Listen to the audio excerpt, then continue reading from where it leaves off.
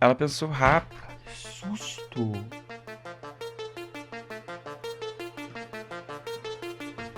Gente.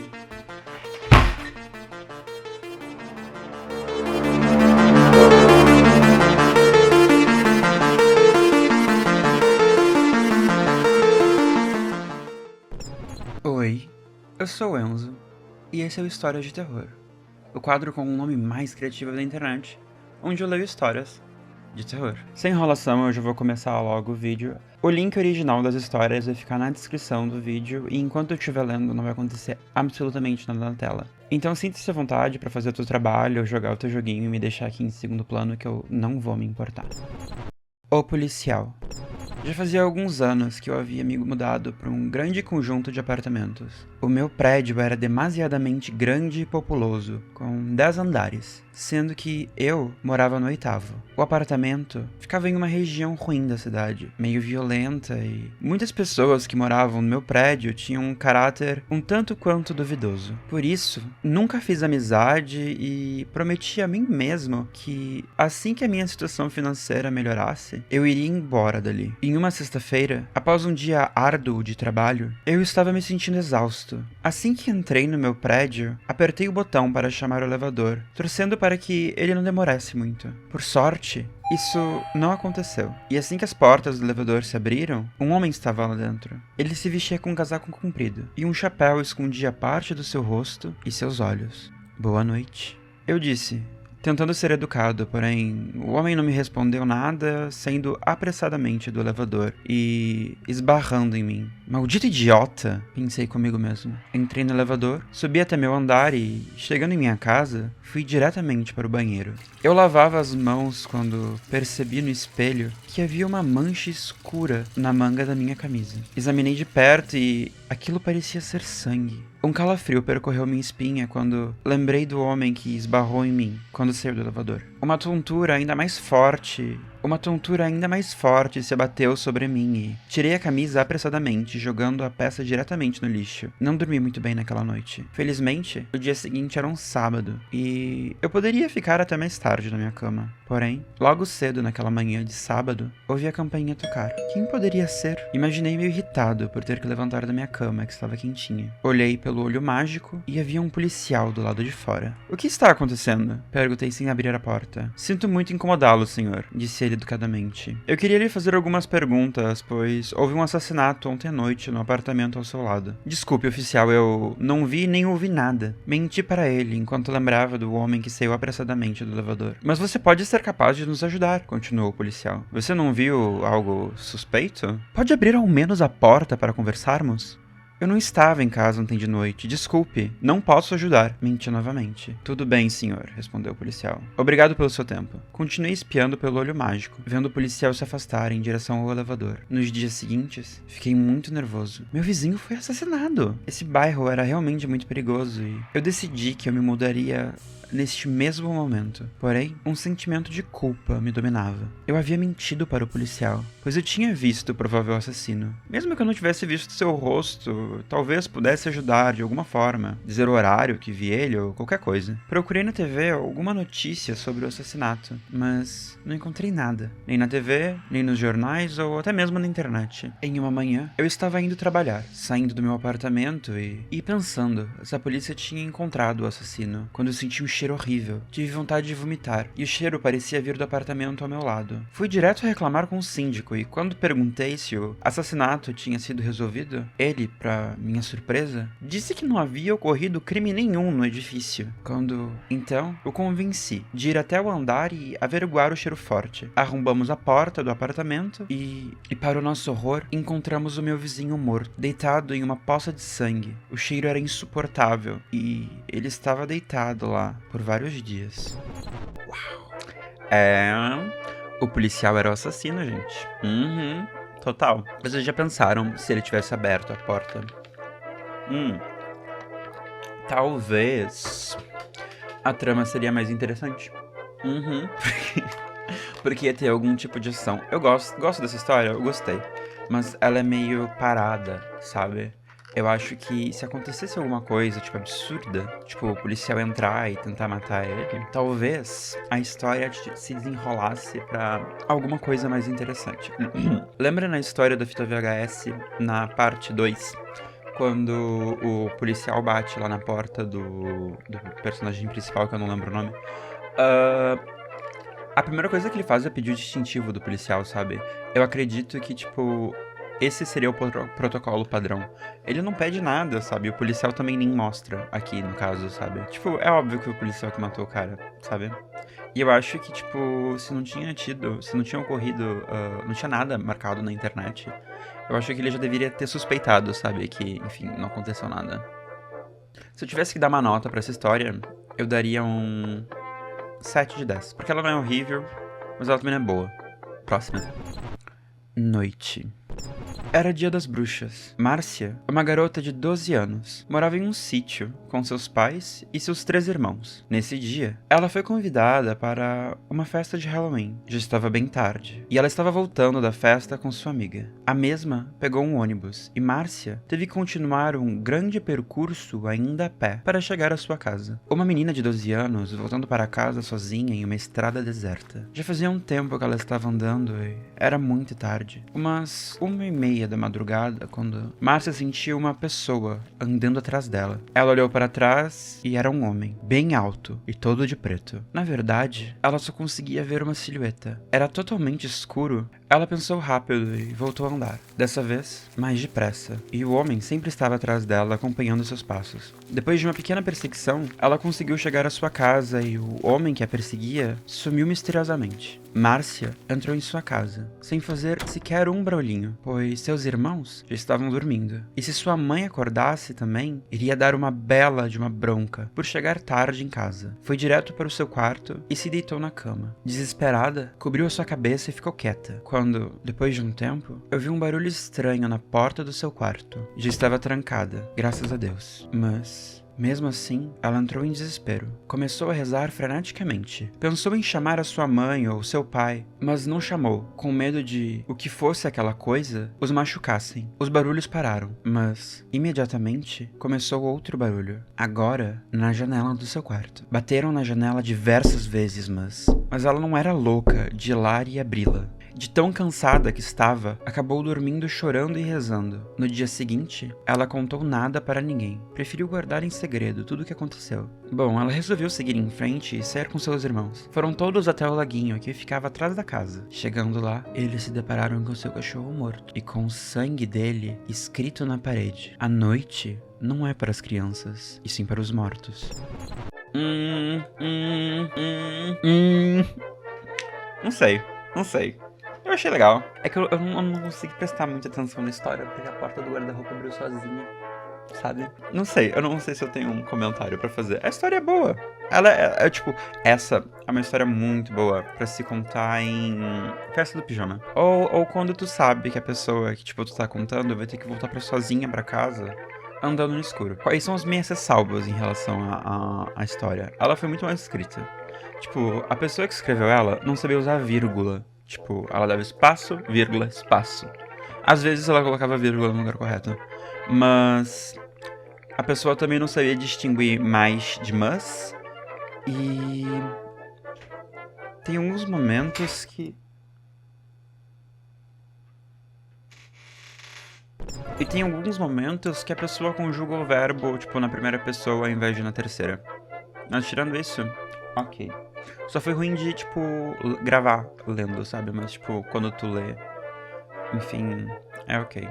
E o cachorro morrendo no final, a gente nem sabia que tinha um cachorro, sabe? Eu acho que ia ser mais interessante, tipo, se ela acordasse no dia seguinte e decidisse que, tipo, ia guardar aquilo pra ela. Então ela chega pra falar pra família dela, ela encontra a família dela toda morta, sabe? Tipo, arrumada na mesa. A mulher do cemitério. Dizem que em uma grande cidade brasileira havia um cemitério que estava localizado em uma região central, rodeada de grandes edifícios. Entediados, um grupo de adolescentes que morava por ali se reunia às noites no cemitério, pois, além do local ser deserto, mantinha ainda um ar sombrio que dava medo. Talvez invadir aquele lugar à noite desse a impressão de que estavam desafiando a sociedade. Devido à religiosidade, também aumentava a adrenalina, pelo medo do que sentiam. Buscando tornar as noites mais excitantes, um deles sugeriu que apostassem de quem conseguiria pegar mais cruzes das sepulturas. Todos aceitaram, e logo, a ausência das cruzes nas sepulturas começaram a ser percebidas pelos frequentadores do cemitério. Em certa noite, o grupo se reunia no local, quando uma bela garota com grandes cabelos negros apareceu. A princípio, eles ficaram surpresos com a presença da mulher, mas logo começaram a conversar com ela, impressionados pela sua beleza, e contaram sobre as apostas que fizeram. A moça, então, fez um desafio. Perguntou quem teria coragem de pegar uma cruz que ficava em uma sepultura antiga, bem no centro do cemitério. Logo, um rapaz se prontificou a fazê-lo. Sorrindo, a moça entregou uma rosa para ele e disse que daria um beijo no primeiro que trouxesse o objeto a ela. Cuidadosamente, o rapaz colocou a flor no bolso e correu em disparada pela escuridão, sendo seguido pelos demais. Ao chegar até o local indicado, ficaram decepcionados, pois a lápide não possuía uma cruz. Será que um deles já havia pego o objeto em algum dia anterior? Pensaram eles. Não conformados, um dos garotos passou a examinar a sepultura, achando que talvez a cruz estivesse caída em algum lugar. Grande foi o seu espanto quando olhou para a lápide e viu que a foto na sepultura era da moça que lhe fizera o desafio. Seus cabelos se arrepiaram. Seu corpo começou a tremer e ele mostrou a todos o que descobrira. Um calafrio de terror percorreu o corpo de todos eles. O rapaz que recebeu a rosa imediatamente colocou a mão em seu bolso e tirou o que havia lá. Para o espanto dos presentes, não era mais uma flor o que ele segurava em suas mãos, e sim um velho pedaço de osso humano. Eu não gostei do plot twist, mas é aquela coisa. O chato da história da fita VHS, que é a segunda vez que eu cito ela nesse vídeo. Inclusive, olha só, gente, eu preciso bater 4.000 horas de exibição, tá? Todas as histórias, tipo, todos os capítulos da história da fita VHS devem bater, sei lá, 2 horas de vídeo. Assistam, é muito bom.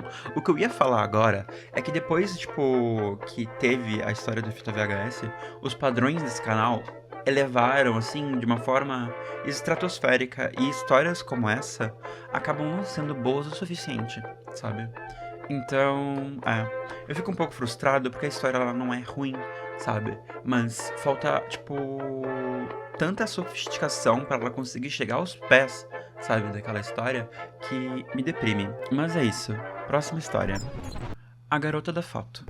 Faltavam 6 minutos para ela terminar. Enquanto ele fazia os exercícios, uma coisa chamou sua atenção. A carteira dele era ao lado da janela. Ele se virou e olhou para o pátio, do lado de fora. Tinha algo que parecia uma foto, jogada no chão. Quando ela acabou, ele correu até o lugar que tinha visto a foto. Ele correu o mais rápido que podia para que ninguém pegasse ela antes dele. Ele pegou a foto e sorriu. Na foto, havia a imagem da garota mais linda que ele já havia visto. Ela tinha um vestido apertado e uma sandália vermelha. Seu cabelo era ondulado e sua mão direita tinha um sinal de V, formado com os seus dedos indicador e médio. Ela era tão linda que ele a quis conhecer. Então ele percorreu toda a escola, perguntando para todos que passavam se alguém já tinha visto aquela garota. Mas todos respondiam que não, ele estava arrasado. Quando chegou em casa, ele perguntou para sua irmã mais velha se ela a conhecia, mas infelizmente ela também disse que não. No meio da noite, Bruno foi acordado por um barulho na janela. Era como uma unha batendo. Ele ficou com medo. Após umas batidas, ele ouviu uma risadinha. Ele viu uma sombra próxima à sua janela. Então, ele saiu da cama. Ele andou até a janela, abriu e procurou pelo lugar de onde vinha a risada. Não havia nada e a risada parou. No dia seguinte, ele foi perguntar para seus vizinhos se eles conheciam a garota. Todos falaram desculpe. Não. Ele perguntou até mesmo para sua mãe, assim que ela chegou em casa. Ela disse não. Ele foi para o quarto, colocou a foto na cabeceira e dormiu. Novamente foi acordado pelas batidas na janela. Ele pegou a foto e seguiu as risadinhas. Ele saiu, desceu as escadas, saiu da sua casa pela porta e foi atravessar a rua, quando de repente foi atingido por um carro. Ele estava morto, com uma foto em suas mãos. O motorista saiu do carro e tentou ajudar, mas era tarde tarde demais. De repente, o motorista vê uma fotografia e a pega. Ele vê a garota mais linda que ele já viu. Ela estava com um vestido apertado, cabelos ondulados e posando pra foto, com 3 dedos levantados. Vocês acham que ela mata quem tá segurando, tipo, quem possui a fotografia? Ou, tipo, se tu encontrou a fotografia é porque ela veio pra te matar, sabe? Ela escolhe, sabe? Gostei da história. Eu adoro essas histórias de maldição. Tipo, elas são ótimas, sabe? Mas eu sinto falta, sabe? Tipo, de um contexto, sabe? Não sei. Eu acho que essa história ela foi feita pra não ter um contexto. Pra ser só aquela, tipo, putz, deu merda. E eu acho que cabe mais uma história nesse vídeo, né? Eu creio que sim. Vamos lá. A menina que morava nas paredes. Relato real. Uau! Ela é curta, eu vou ler. Há muitos anos atrás, eu e minha esposa compramos nossa primeira casa. Apesar de antiga, construída na década de 50, estávamos muito animados com nossa conquista logo nos primeiros anos de casamento. Assim que nos mudamos, por quase todas as noites, ouvíamos um som que parecia pequenos passos no corredor no andar de cima. Além disso, outros sons aleatórios eram ouvidos durante o dia pela casa. Minha esposa mencionou sobre este assunto com uma das vizinhas, e elas disseram que provavelmente devia ser ratos, pois, apesar de nossa casa ser reformada, era muito antiga e deveria haver ninhos no sótão e nas paredes. A resposta me pareceu convincente e contratamos uma empresa de controle de pragas. Mesmo após a desratização, continuamos ouvindo os barulhos, porém logo nos acostumamos com o som e como não vimos nenhum roedor, paramos de nos preocupar com isso. Um ano após a nossa primeira filha nascer, ocorreu uma situação inusitada. Ela brincava de equilibrar todos os seus brinquedos, um em cima do outro. Após ela ter feito uma pilha relativamente alta, ela os empurrava e a pilha girava como se fosse um carrossel. Imaginei como aquilo acontecia sem cair tudo no chão. Após uns anos, quando minha filha completou 2 ou 3 anos, eu passava em frente ao seu quarto durante a madrugada. Eu passava em frente ao seu quarto para beber água quando ouvi falando sozinha. Abri a porta e perguntei com quem ela estava falando. Ela me respondeu que era com a Mia. Perguntei quem era ela e ela disse: a menina que vive nas paredes. Geralmente ela é boa, mas às vezes me assusta. Ela ainda descreveu que a menina era loira e que usava um vestido vermelho e que em algumas das vezes a acordava durante a noite. Ela disse tudo naturalmente, sem mostrar medo do que dizia. Apenas ressaltou que às vezes ela se assustava quando ela era acordada. Alguns anos mais tarde, após fazermos umas reformas na casa, minha filha se mudou para outro quarto, deixando seu antigo para o nosso filho mais novo, que estava indo dormir pela primeira vez na cama, abandonando o berço. Porém, ele passou a chorar todas as noites. Na primeira noite em sua cama, ouvimos um barulho alto, seguido de choros.